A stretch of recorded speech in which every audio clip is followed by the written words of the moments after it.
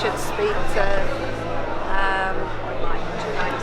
more people and get out of the comfort zone, stop speaking to people who are like yourself, but start and speak to more culturally diverse people, and just to open yourself up for those experiences. Yeah, it was really good. So our session now after lunch is about truly understanding diversity in the workplace. Julie Rain, chartered civil engineer and life coach, spent over 30 years in the international engineering industry, specialising in project management and traffic and transportation design planning. And this is in your booklet, but on her first day of work at age 17, Julie had no idea of the challenges she would face as a young woman in the industry.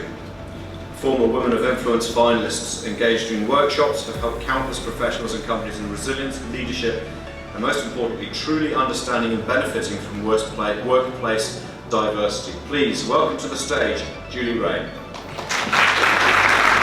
My experiences were about gender diversity, but when I talk about diversity, it could be age, race, religion, disability, sexual orientation, and even more coming out is well-being and mental health. Oh, it was a really great presentation. I think it was really good, the exercise that you got us to do, because it helped people walk the walk, and also I think it gave some people a little bit of an aha moment where they felt, they had the feeling and had the experience that they may not have normally had because of their backgrounds and things, so it was really great.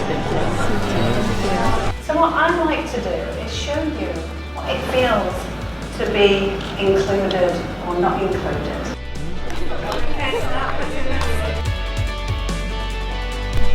Some good teamwork going on here, good teamwork. With the orange and blue, and what happens? Come forward, what happens? You can find a group. You really need to look at your organisation dynamics now and understand what that looks like. A group for you? I'm totally innocent in this. So,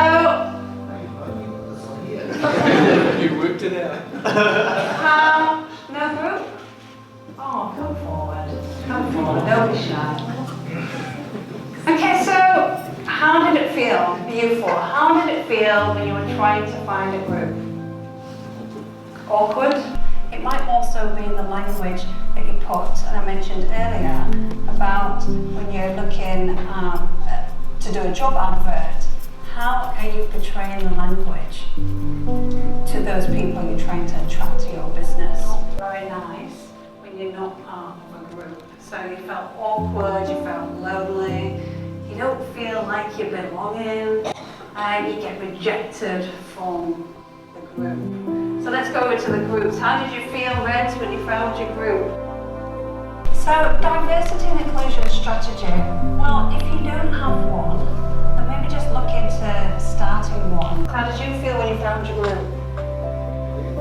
Relieved? Happy? Yeah. I left school at the age of 16 because I didn't reach the grades. I didn't reach the grades to carry on to what was then sixth form, and I certainly wasn't university material. This was the workplace that I drove home the most amount of time in tears.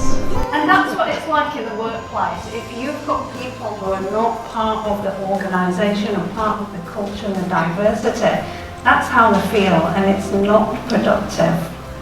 Do you think you will repeat it all the time? Always repeat the message, because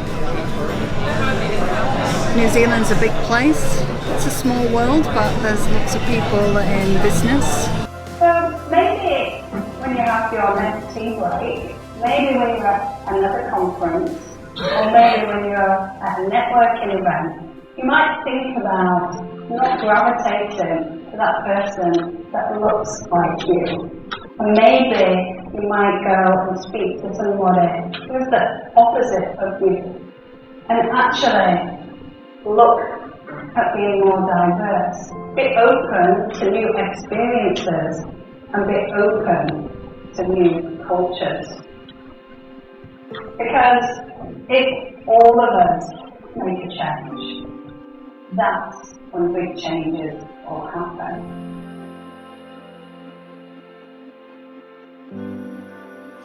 thinking, well, my business is doing well.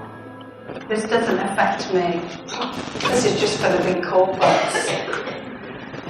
But if you're serious about the future of your business and you're serious about getting ahead of your competitors, if you're keen to innovate and to be more profitable, my suggestion would be to start and take a closer look at diversity and inclusion and the strategies and the business benefits that can bring. It is good for business. You don't have to go far to see the statistics, the research, the percentages out there. And just to start off with a few, it's much easier to recruit and retain employees just by being more diverse and more culturally aware. Whether it's within your job advert and the way that you word it, just having some initiatives as part of your industry. And research shows that 67% of people looking for jobs will actually look to see whether companies have a diverse and cultural awareness. It can also increase staff loyalty, so those that are already with you can see the benefits. And we all know the cost of recruiting. Solve problems quicker and faster by having a culturally diverse organisation.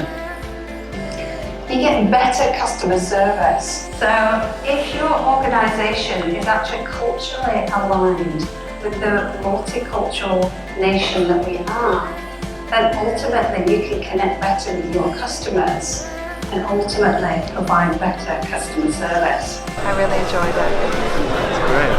To make them see, feel exactly what it's like. Yeah. My key message, obviously it's about culture in the workplace. Today is about showing them what inclusion feels like, talking about diversity, having a culturally diverse organisation actually has business benefits. Yeah.